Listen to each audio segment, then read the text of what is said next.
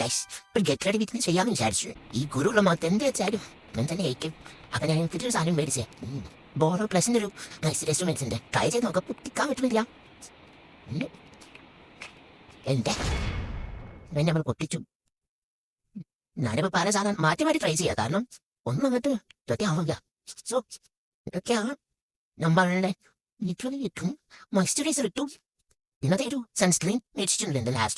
നാച്ചുറൽസിന്റെ ഒരു സൺബാൻ സാധനമാണ്. നമ്മൾക്ക് അഫോർഡബിൾ ആവുമ്പോ നിങ്ങൾ മേടിക്കുള്ളൂ. സ്ക്രീൻ ഫിംഗർ പോലൊന്നും നമുക്ക് ബാധകമല്ല. ഒന്നും തിരക്കണം എങ്ങനെ പോകണം. ഈ രണ്ട് സാധനമാണ് മസ്റ്റ്. ഇത് കഴിഞ്ഞ് കഴിഞ്ഞാൽ നമുക്ക് വൈകുന്നേരം തുടങ്ങും.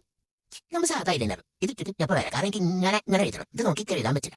ഞാനത് എഴുതിയിട്ട് വരാം.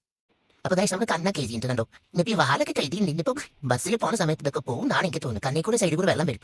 വെള്ളം വന്ന് വാലൊക്കെ വരും. നമ്മൾ ഇടാൻ പോകുന്നത് ഒരു ലിപ് ലൈനറാണ്. ഇതിൻ്റെ അറ്റൊന്നും നോക്കണ്ട. എൻ്റെ ഫ്രണ്ടിൻ്റെയാണ്.